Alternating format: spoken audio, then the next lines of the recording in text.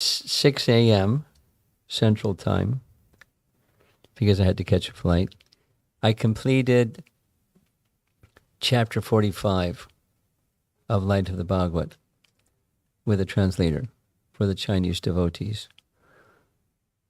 And somehow I was asked to speak about it here. But I'm not going to get to all 45 chapters, sorry. But this is an introduction. So I was giving you a little background of how I became interested. I wanted the devotees in China to see how Srila Prabhupada customized a literature just for people, in his words, from the Far East. So Japan was the target audience at the time. So let's go into it. So Light of the Bhagavat. In Prabhupada's early days, he was, you see in the image on the screen, there's the first cover. Of course, it was in Chinese, but the artwork, the original artwork that Tamal Krishna Maharaj commissioned a Chinese lady to paint. You'll hear some more as we go on. Srila Prabhupada was a grahasta, as you see in the photograph on the right side. He had a number of children. That's his father and some children. Whoops, it's going on its own. And he tried to get his family involved in devotional life. However, something wasn't right. And the something that wasn't right, during this time, the printed copies of literature was very, very difficult to get. Just beginning the offset printing system. So Prabhupada had a Bhagavatam, a set of Srimad Bhagavatams, which he loved dearly. And you know the story. His wife traded some tea biscuits. I don't know what tea biscuit is, but tea biscuits. For tea biscuits, she gave his Bhagavatam. And when he came to find out, he was very upset. So upset that he left home. He left home in a circumstance where his business was doing all right. His sons were old enough to run the business. And so at the age of 59, in 1954, Prabhupada left his family life, Vanaprastha. And when he left, he just got on a train going somewhere, and didn't exactly even know where he was going, but he was finished with that kind of family life.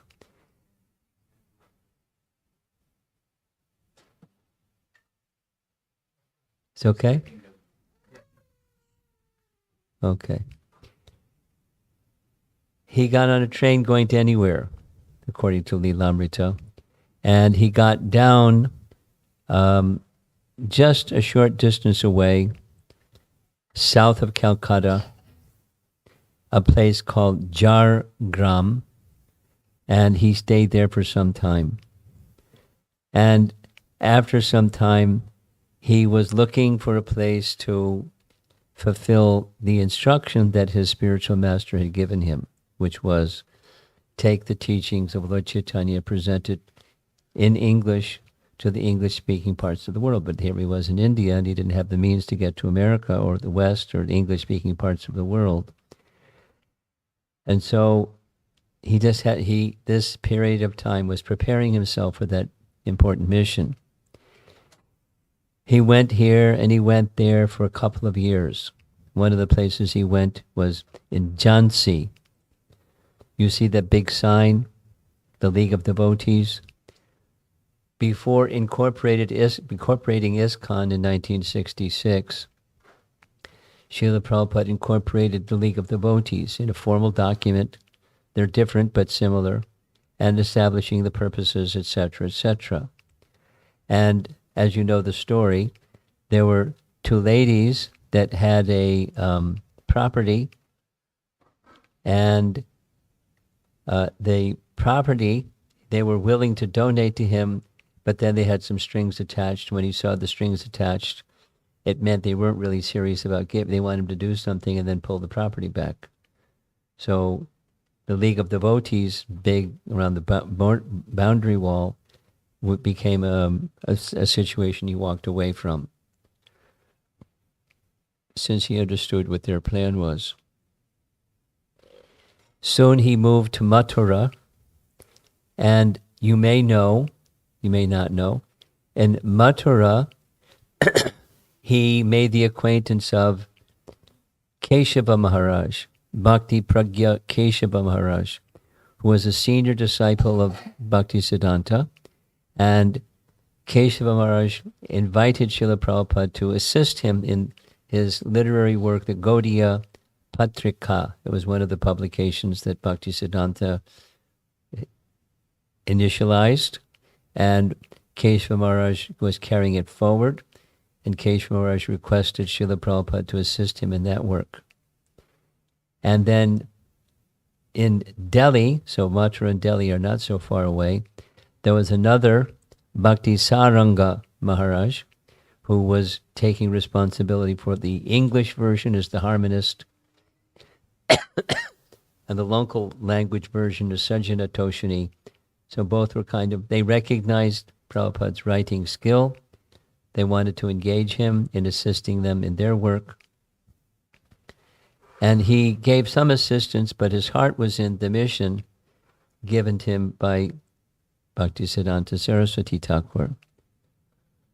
So he endured this period of time with lots of austerities, with not much going on for him in terms of wealth or followers or support of any kind.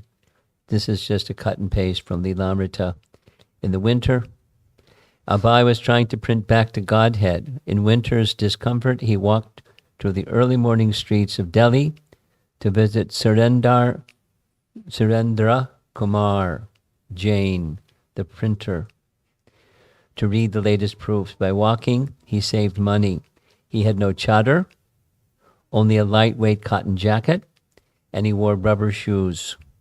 He also wore a cotton hat that covered his ears and tied beneath his chin, protecting him from the 40-degree wintry mornings and sometimes gusty winds. Now that must be Fahrenheit, not Celsius. Summer came, and the 110-degree heat made it almost intolerable to spend time out of doors. Hot, dust-laden winds blew in the city streets. Street-side hawkers closed their businesses during the day. In early May, during the 112-degree heat, a man collapsed in the street and died of heat stroke. But Abai ignored the heat and ordinary limitations of the body. So we have from 1952 to 1956, Prabhupada was just wandering from here to there, preparing himself, doing his writing, assisting, in a modest way to very senior sannyasi writers and intellectuals. This time Prabhupada was not yet a sannyasi. That happened later. And so between Mathura and Delhi, he eventually settled for about 6 years in a temple very near to Keshigat. How many here have been to Vrindavan? Oh, very good. Those of you that haven't been, please go before it gets too late. You can't even get around. So visit Vrindavan. And maybe one of the places that you'll visit, for sure one of the places you'll visit is Govardhan Hill. But maybe one of the places that you'll visit, because you're hearing about it tonight, is this temple, Vangshi Gopal Ji. Now, many of us have read many times that Prabhupada has written, there's 5,000 temples, Radha Krishna temples, right? In Vrindavan. That's a lot of temples. But these temples are sometimes kind of small, and this is one of them. Small means persons that have wealth, they would establish a deity in their home. Often it was like an extended family kind of living situation, and they gave a prominent place on the ground floor to the deity. In this case, the deity is Vangshi Gopal. So it's called the Vangshi Gopal Ji temple, but it's somebody's home. It's a wealthy family's home where they installed Radha Krishna deities. And 2 years after leaving home, he took shelter there. So 54 to 56, traveling around. 56 to 62, he was at this place. We'll hear some more. Here's a photograph of the entrance, Vangshi Gopal Mandir entrance. And you walk up that flight of stairs, and you go through the main door, and you'll find, here's what you see on the other side. It's like a little courtyard.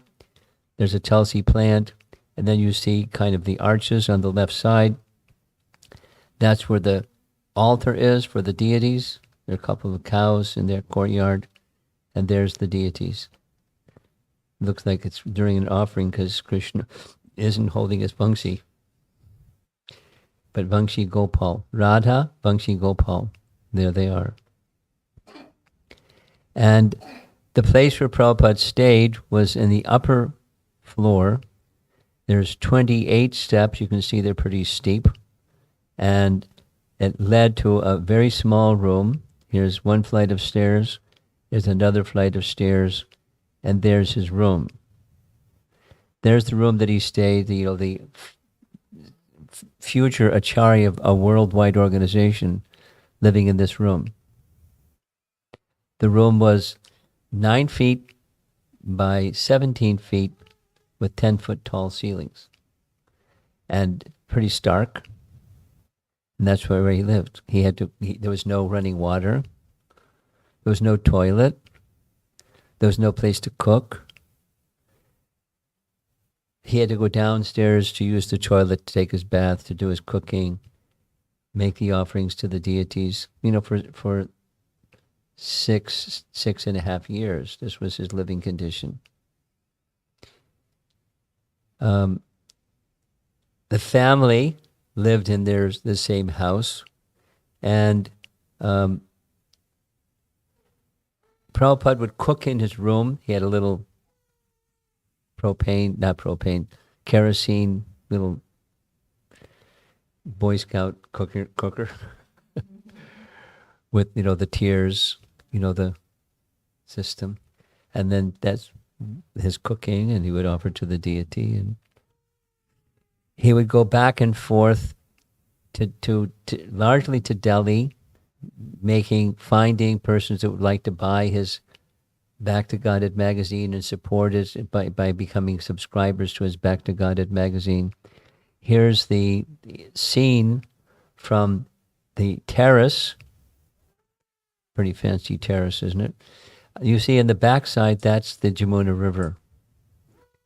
And very near to where this temple is, I'll show you a map shortly, but this is very near Keshigat.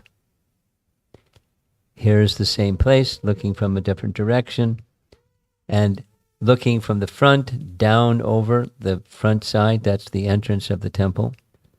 And there's the location of Vangshi Gopal Mandir. Very close to the Jamuna River, very,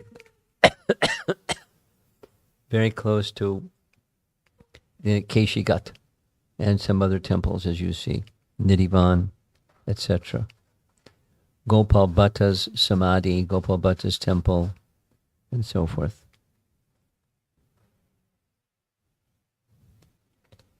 For several years, Prabhupada continued to make the temple, Vangshi Gopalji temple, his base. And he went from one city to another, seeking subscribers. He's just trying to get something going. People to donate, people to assist him in the mission that Bhaktisiddhanta gave him. However, it was not going forward so nicely. So during this period of time, his relationship with Keshav Maharaj became very strong, and Keshav Maharaj, this is in the center, seated, he gave him sannyas. He ordered Bhakti Prabhupada to take sannyas. He ordered him, saying, our Guru Maharaj has given you this instruction, and to fulfill this instruction, you must take sannyas. So he was yielding, unwilling, but yielded. And interestingly, no followers, no money, no nothing, no assistance, focused on his mission and getting a lot of support from Keshav Maharaj. That's October 59. In July 62, Prabhupada was approached by the head Goswami of the Radha Damodar temple. Actually, the backstory is Prabhupada had a very affectionate relationship with the head Goswami, or the leader of the Radharaman temple. And the same, I'm trying to remember his name, Vishvambar Goswami. Vishvambar Goswami was the respected leader of all the Goswamis of all the main temples of India, of Vrindavan. He was the one to lead the installation of Krishna Balaram. And he, Vishvambar Goswami, had a friend. His friend was the Goswami of the Radha Damodar temple. And he approached the Radha Damodar Goswami, Gaurachand Goswami, saying, you have a room. Invite invite Srila Prabhupada, we say Srila Prabhupada. Invite Abhay Charan Goswami to occupy those rooms, because it will be very auspicious for the project that he has been given by our Guru Maharaj. So Prabhupada was approached, and he thought it was a very good idea, and he accepted. And there was some very modest amount, like a written agreement for the 2 rooms, so many rupees per month, which is still in effect, with a little delicate dealings with the current Goswami at the Radha Damodar temple. On the bottom left, this is Srila Prabhupada some years later, coming with some of his Western disciples. And on the upper left, that's a more recent photograph of what the temple altar looks like. On the right side is Prabhupada in his quarters. One side was where he would do his writing, and on the other side is where he would do his cooking and have his meals. And he's looking out that window. Now, when you look out that window today, you don't see what Prabhupada saw then. But what Prabhupada saw then was the Samadhi and Bhajan Kutir of Rupa Goswami. And there's many nice stories about how Prabhupada got the blessings of Rupa Goswami. He personally appeared to him and encouraged him to go forward when he was feeling very difficult. Go forward. So he was Back to Godhead magazine, Sajjana Toshini, the writing, the work of Keshav Maharaj, but he was primarily focused on translating Srimad Bhagavatam from the time he took sannyas in 59 to 65. He had prolific, as we know, indomitable courage and strength. And so he was using it to prepare the manuscript for Srimad Bhagavatam. I'm just going to read again. This is cut and paste from the Lamrita. That was his real purpose in coming here, to prepare the books he could distribute to the people of the West. Although as yet he had no means for traveling, even as far as Japan, and no means for printing books, these were the goals for which he worked. It's important. Didn't have resources, but he had an instruction and determination to fulfill the instruction that was unstoppable. He had not come to Vrindavan to die and return to Godhead. Rather, he had come because it was the ideal place to gain spiritual strength for his main life's work. So while this was going on in 1960, the first publication that he did arrange for was the Easy Journey to Other Planets, because during this time the space exploration was a big deal. And so Prabhupada wrote about big deal things in a way that was Krishna conscious, to put that, give it in the right perspective. Easy Journey to Other Planets. And that's the BBT cover for that republished version. Now, some of you may know, many of you probably do know, Professor Sanyal, or Nishikant Sanyal. Nishikant Sanyal was a professor at Ravenshaw College in Cuttack, and Bhaktisiddhanta Saraswati Thakur delayed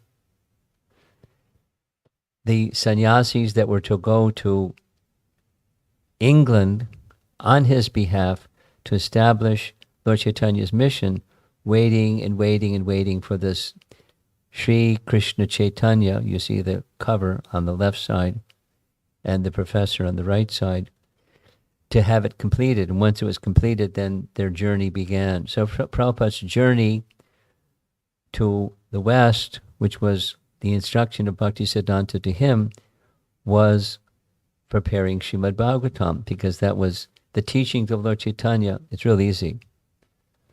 The teachings of Lord Chaitanya are the teachings of Srimad Bhagavatam. The teachings of Srimad Bhagavatam are the teachings of Lord Chaitanya. So the instruction was to take the teaching of Lord Chaitanya, so he was doing it in the form of Srimad Bhagavatam. I learned something. It's nice to learn things. I learned something from Revati Raman Prabhu. Some of you know who he is. He's a Sanskrit scholar. Yes? No. No. Radhika Raman. Radhika Raman did his PhD on three or four verses from one of Jiva Goswami's Sandarbhas, the Paramatma Sandarbha, Radhika Raman. So I listened to one of his seminars, and he's a wonderful speaker too. He explained Jiva Goswami's strategy. It's real easy. Anyone who's a literary individual wants to establish that the line of teaching from which they come is the best. It's natural. Anyone's going to want to do that. So his strategy was 3 parts. 1, the best of all pramana or evidence is Srimad Bhagavatam. It's superlative. The Bhagavatam is the best. The next, the teachings of Lord Chaitanya and the teachings of Srimad Bhagavatam are the same. And the conclusion is the teachings of Lord Chaitanya are the best. A equals B and B equals C, so very simple. So the main part of the Sandarbhas is the teachings of Lord Chaitanya are the teachings of Srimad Bhagavatam, or either way. So that was his mission. And as Nishikant Sanyal prepared Sri Krishna Chaitanya, his life and teachings, so that's what Prabhupada did. Life and teachings.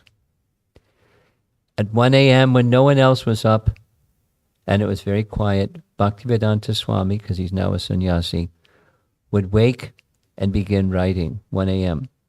Since electric failures were not uncommon in Vrindavan, he would often work by lantern light.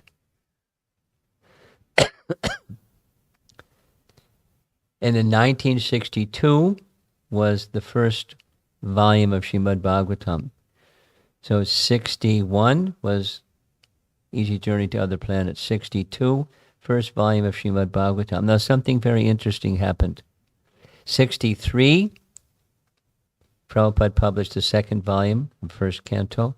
64, the third volume of Srimad Bhagavatam, and his travel began in 65. Travel west. But in between,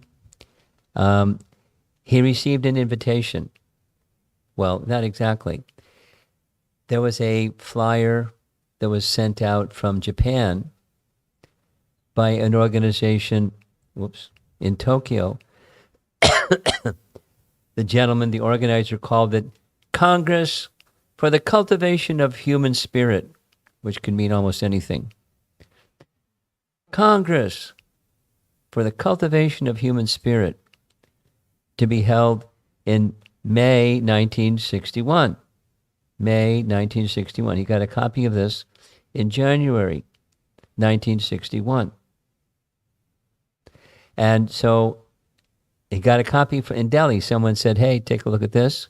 And he was inspired, so Prabhupada was looking for opportunities. He wrote to the organizer.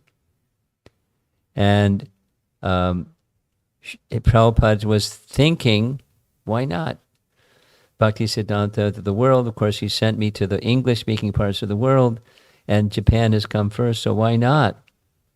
It gave him an opportunity to take these writings of Srimad Bhagavatam and give them in a manner that was relatable to people from the Far East.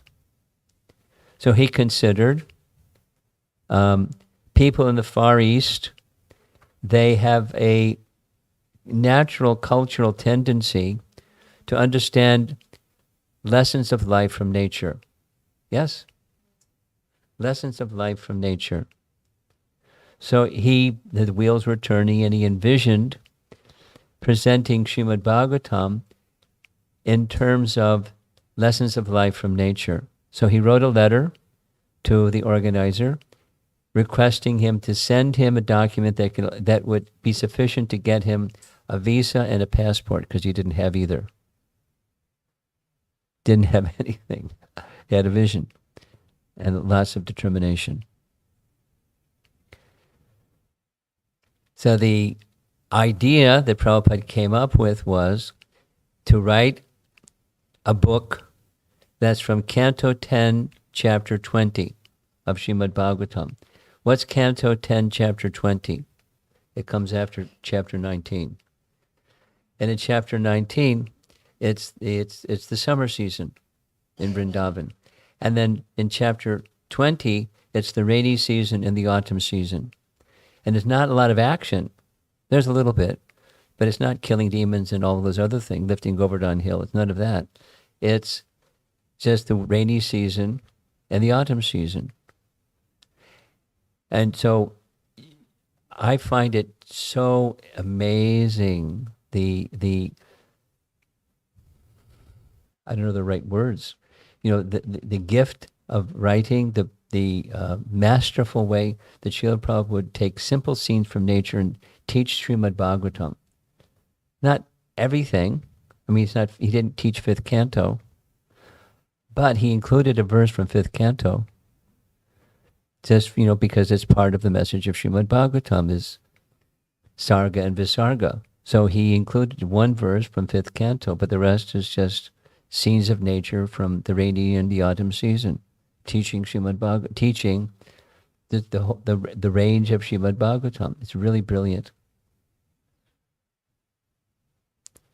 So he wrote to the gentleman, and he proposed, send me an invitation letter, and the man sent back the following letter. Oh, this is Prabhupada speaking to the man. I wish to impress the public delegates who would internationally join the conference for culture and human spirit in Japan about the necessity of an international movement. 1961, living in those little simple rooms in Mangshi Gopal Temple, envisioning an international movement, asking this organizer, to facilitate him to do that. Towards this unifying purpose, Prabhupada's vision was the cooperation of all the enlightened people of the world to channel it towards this international movement. Prabhupada said, one thing I could never think small. Jiva Goswami was like that too. He would always, the shoot for a rhinoceros message. He would always think big. Kindly, therefore, do the needful immediately and give me a chance to speak to the enlightened people of the world the message of human culture from the Vedic literature. I am sure that such news will change the angle of vision of the world's activities. That's Prabhupada's mission, in his own words. Change the angle of vision of the world's activities. So very soon he got back a letter. Here's the letter. This is to certify that Sri A.C. Bhaktivedanta Swami gives his address in Keshigat, is a bona fide visitor to the, big letters, Congress for Cultivating Human Spirit, will be held under the auspices of the International Foundation for Cultural Harmony. Again, that could mean anything. From the 10th May to the 24th May of the year 1961 at the important places in Japan. It is understood that lodging and boarding arrangements during this period will be made and paid by us, not as airfare, by the way. It would be a great favor, if necessary, passport and a visa to visit Japan are passed to him to make his arrival in Japan before 10th May. There's the gentleman that's organizing it. So that was, good enough to present to get his visa and passport. I don't know if he got a visa or a passport in 1961. But he began immediately writing this text. There's the cover that was prepared in Hong Kong. You'll see the lady that made these paintings. And so he wrote 50 commentaries, a 20,000 word manuscript. Some of you sometimes probably try to write Vyasa Puja offerings, right? Takes a while, right? 20,000 word, along with the Srimad Bhagavatam writing and the work that he's doing for these other two sannyasis and his Back to Godhead magazine. He was prolific. And he envisioned, then he started writing more letters to the organizer of this event. He wanted the organizer of the event to make paintings that he could then put on display at the assembly. And he described in detail what those 50 paintings would look like. And he wanted the man to make the paintings and have, like boards so they could set up and people could see the paintings and they would tell the story. Because a picture speaks 1,000 words, right?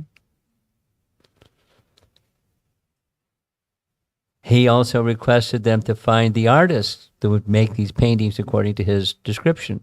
So he was the director of the art department.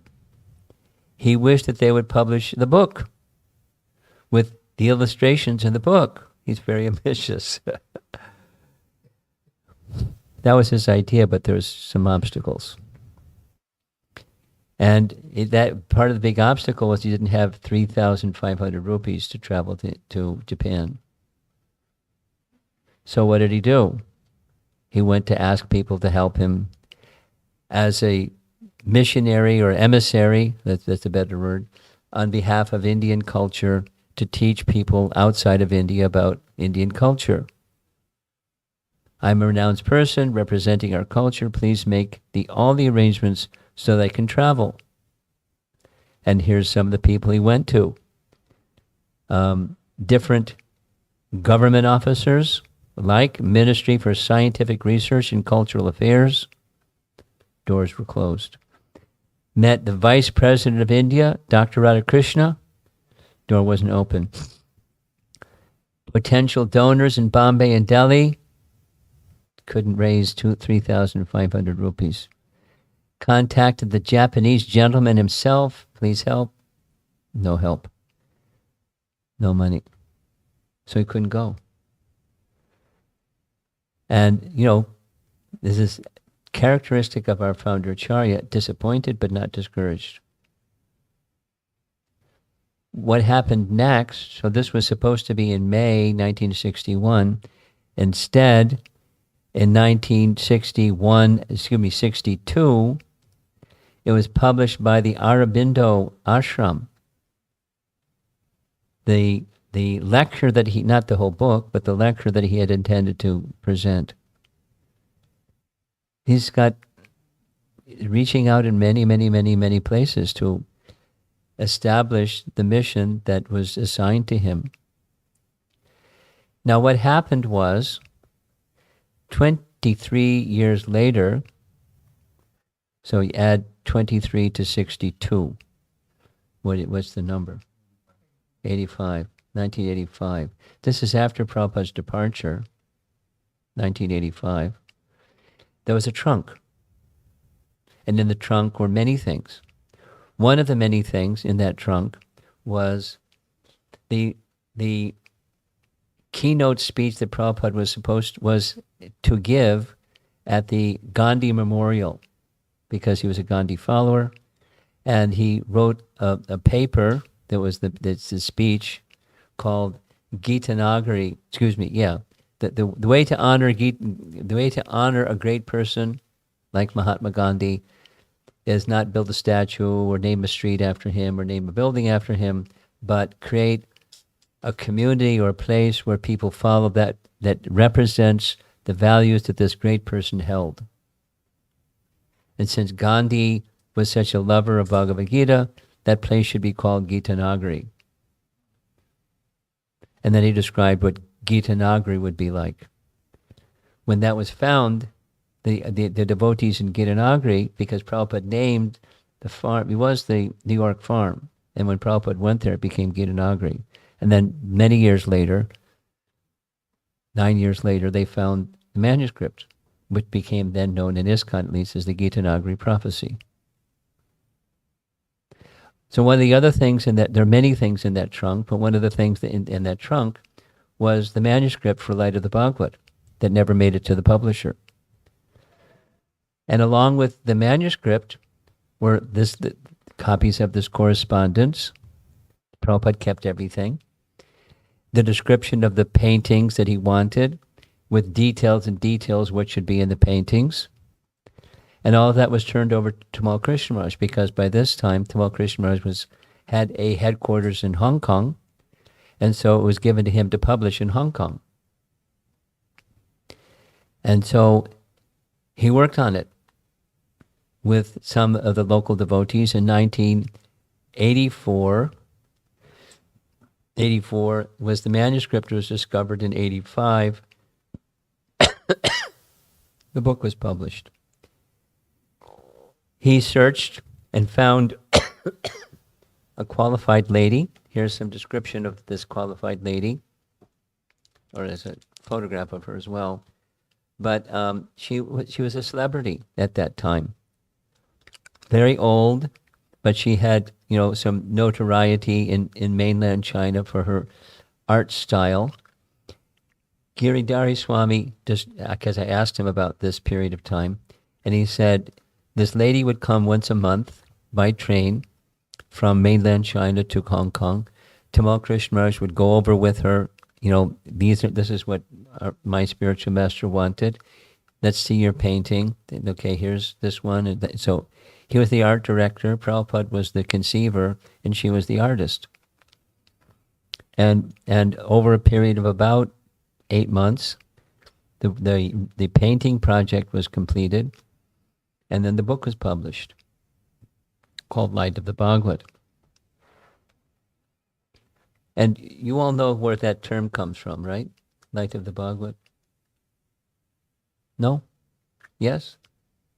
Silence. No, okay. You know? Okay.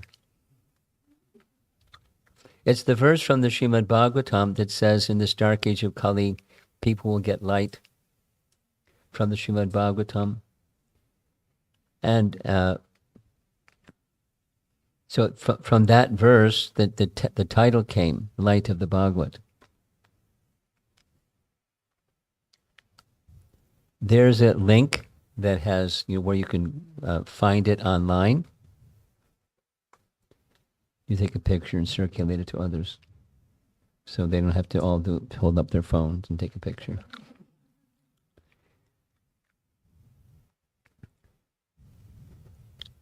here's another cover, here's two covers. There's one cover, there's another cover, and there's other ones too.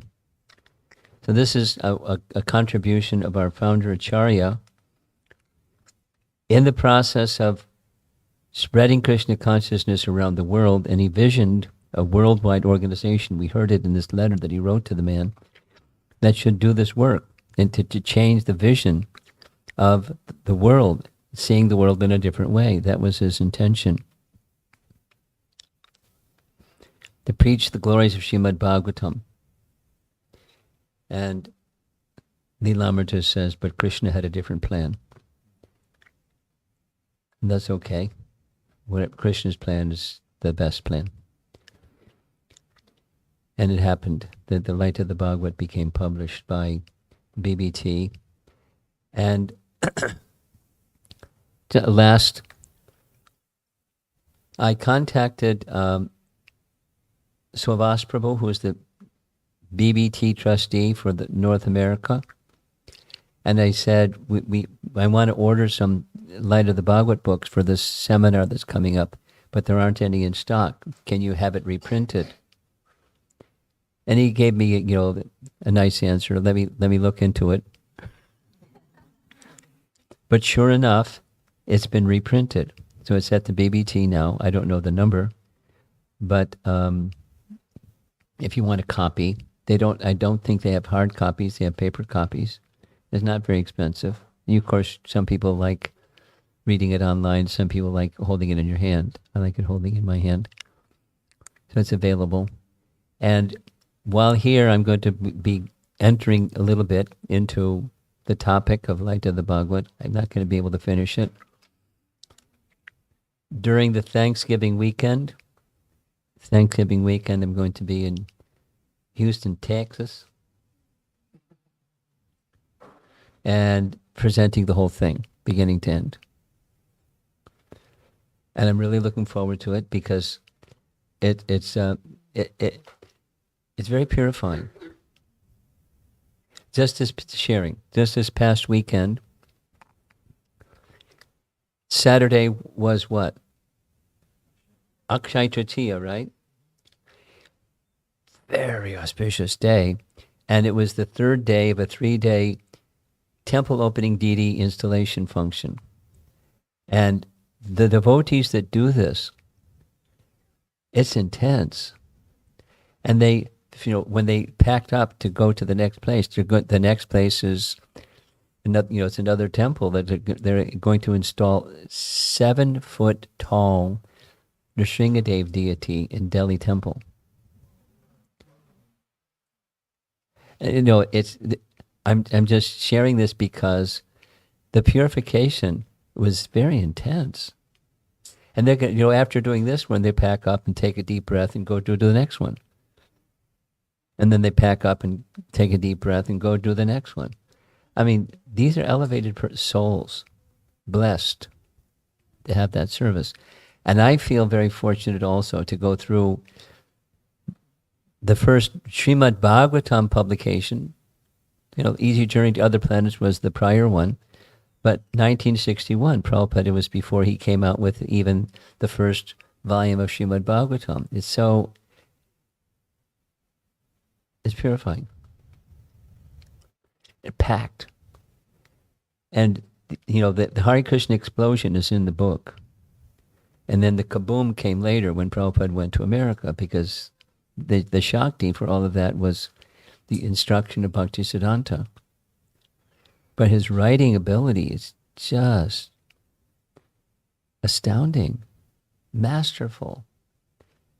So we'll touch on it. Maybe you'll also want to get some light of the Bhagavat that's meant to bring light into this dark age of Kali. That's what Prabhupada was doing and intending to do and doing. Really good. So that's it for this evening. The introduction.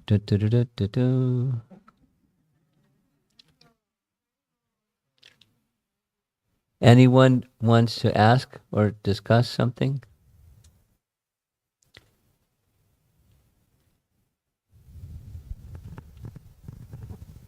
Hare Krishna Maharaj, thank you so much for enlightening us about Srila Prabhupada, his journey, how he started everything, how he was so determined, and Krishna gave him the knowledge to, come here to the West. And I heard you say that Srila Prabhupada, when he was in Vrindavan, he was there praying to Srila Rupa Goswami and to get spiritual strength. So we should try to go to Vrindavan, or it's okay, we stay here and do it. So you're asking a question or making a statement? Are you asking you're supposed to move to Vrindavan, or are you? No, I'm not asking if You're you not- should move to Vrindavan, but should we go there to visit and pray Of course, to get spiritual strength? for purification.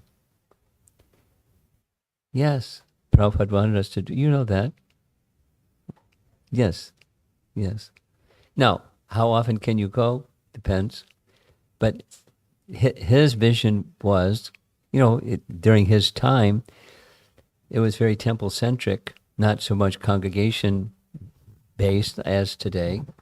Doesn't mean we don't have temples, and the number of temples are also increasing, but congregation base is much stronger than during Prabhupada's time. And he wanted us, those that were engaged in his mission, full-time engaged in his mission, to do that 11 months of the year, and 1 month of the year go to Mayapur Vrindavan for a big festival and get recharged. Now, many persons go regularly aside from the Mayapur Vrindavan festival. And how often you go, or anyone in the room here may want to go, or be able to go, it's an aspiration. And when you go, there's many opportunities. You can go with a small group, you can go with yatras, you can do this, you can do that. Burijan Prabhu, for example, has established Govardhan Retreat. You've heard about that, right? And it's, the facilities are there, and there's many opportunities for being in good association, going to Vrindavan, getting another worldly experience, and coming back, not to get dirty again, but to go back charged and enthused for the mission and carrying forward the mission on behalf of our founder Acharya and the predecessor Acharyas, Chaitanya Mahaprabhu. So should we? Yes. And when you're not there, you can pray to those personalities and be mindful of their contributions, read their contributions, become immersed in the writings of our great acharyas. And you feel Vrindavan connection that way too. Guaranteed. Guaranteed. Yes.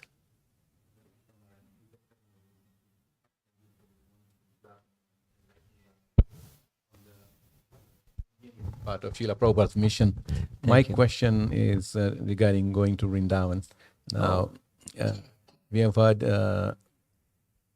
devotees say, and I've also come across writings which said that people from outside should probably go only for a few days, not more, because if you stay more, you may end up committing Vaishnava aparad. So you just go and come back. You can commit Vaishnava aparad just going for 5 minutes. Which is true. So I've never heard that one. Don't stay for more than a few days because you might make Vaishnava aparad. I don't know where that came from. It's not something that our founder Acharya instructed us. It maybe is popular these days, but I've not even heard it before. Okay, because we also hear people moving to Vrindavan. So then I was like... Yeah. No, so is there risk? Yes. Is there purification? Yes. When you're when you do anything, when you live your life, is there risk? And if you're trying to carry out a mission or an instruction of great souls, is there purification and risk? Yes. So watch out for banana peels.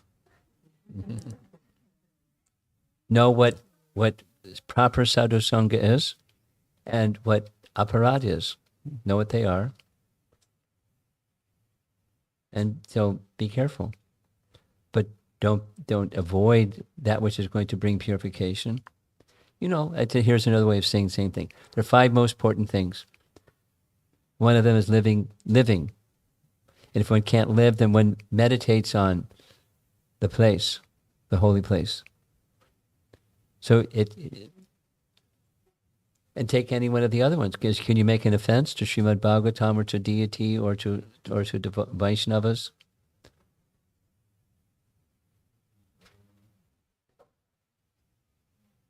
So better not dissociate with devotees because you might make some offense. Better not chant because you might make some offense. You can chant for 2 or 3 days, but not more than that, please. Thank you for the answer. Let's Lakshmi Nrsinga because he had his hand up. Wasn't there a contemporary version of Light of the Bhagavata by Chris and Kim Murray? But yes, I've heard of it. I haven't seen it. I've seen. I might even have it, but I remember definitely seeing it too. And I guess it was a very condensed pictorial of the Light of the Bhagavata. You've not come across. I'm not familiar with it. Hare Krishna. Thank you so much, Maharaj, for this whole history of how this book When you was. get to the book, it's really nice. Yeah, it was very nice. So my question is like you were just saying, how Prabhupada put all his efforts and still he did not get a sponsorship for his tickets, but he still prepared everything and he had to put in his box. In spite of the level of failure that he went through, his faith, definitely Prabhupada is a pure devotee. He could have that faith, faith at greater level. But neophytes like us, Yeah, what with about small us things, question? yeah. Like how can we practice Take that? inspiration from our founder Acharya. Become a follower of our founder Acharya. You'll find strength beyond your strength. That's how. Another way of answering your question is, in the story of Bali Maharaj and the tribulation that Bali Maharaj was put through, Prabhupada writes in one Bhaktivedanta purport that the Supreme Lord never places the devotee in a difficulty that they cannot surpass. And he gives them the strength to surpass. So what Prabhupada went through may not be what you'll have to go through. But to go through something that tests and develops further your shelter taking, that's good. Expect it. Even if you're not expecting it, it'll come. But if you're expecting it and it comes, you know what to do. Yes. Hare Krishna Maharaj, Dandat Pranam, Srila Prabhupada, thank you so much, Maharaj. It was a wonderful introduction. I'm so inquisitive to listen to the rest of Like what's next, right? the Light of Bhagavata, Maharaj. So how is it possible for us here in Florida to attend the classes? To attend what classes? Well, it's going to be live stream. When I do this thing, the whole thing, Oh, okay. live stream. Or see in Texas. Live stream. Your So- daughter will love it. Yeah. Really looking forward for Maharaj. It's very interesting. They have nice guest houses and they're set up over there. You have something? Hare Krishna Maharaj, please accept my obeisances. I just have a quick question. When we were talking about the professor that wrote from Sri Krishna Chaitanya. yes, so can you explain more about the book and how it's significant Yes. for us to learn about that book? That particular book. Yeah. Here's a little bit about the professor. Professor Nishikant Sanyal was, at least what I've read about him, because I don't know, but I've read about him, that he was so close to Bhaktisiddhanta that sometimes Bhaktisiddhanta would write something and give credit to him. Sometimes Professor Sanyal would write something and give credit to Bhaktisiddhanta. And they were just like two peas in a pod. He had very, very advanced personality.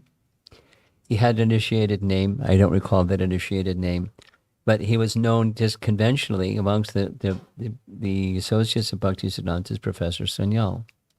And he, Professor Sanyal, was given the assignment of writing Sri Krishna Chaitanya, which was like a magnus opus of Lord Chaitanya, his life and teachings. Lord Chaitanya's life and teachings. Later, Bhaktivinoda Thakur wrote such a book. Sri Krishna Chaitanya, his life and teachings, right? 1896, excuse me. And it was a really thick book, part 1 and part 2. Very high English, like Bhaktisiddhanta's, and very comprehensive life and teachings. Because Bhaktisiddhanta wanted the sannyasis that were going on his behalf, or the behalf of the Gaudiya mission, to have people respect Lord Chaitanya. They didn't know who he was, and he wanted them to not only know who he was, but to respect him. So it was very comprehensive. And Professor Sanyal was given the assignment of writing it. The departure date was pushed back and pushed back because the book wasn't ready yet. And when it was ready, that's when they went. And they're carrying volumes with them to give to, leaders, government people, educator people, leader people. And they interacted with others, but that was the principal audience for that book. And copies in libraries and things like that. To put the footprint of Sri Krishna Chaitanya in very compelling language. Did that answer your question? Okay. Anything back there?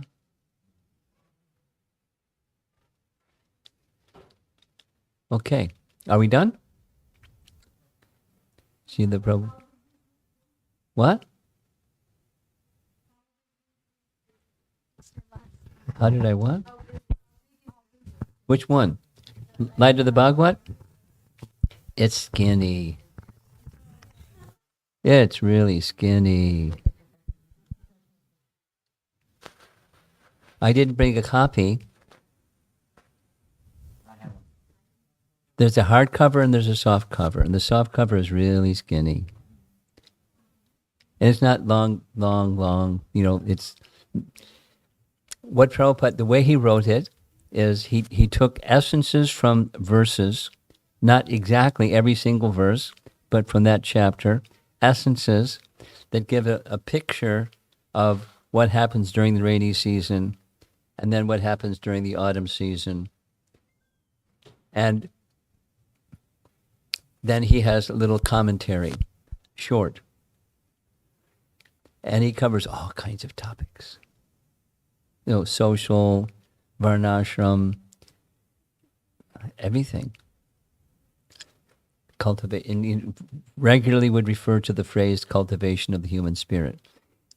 Anyway, you got to get the book, right?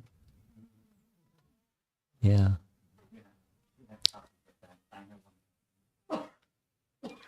It's online, and he'll send you the picture. What the link is.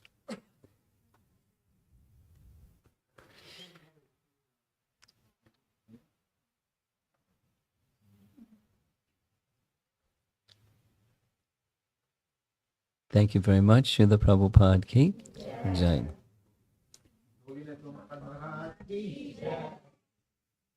Did you bring Mahaprasadam box? Okay. When I came.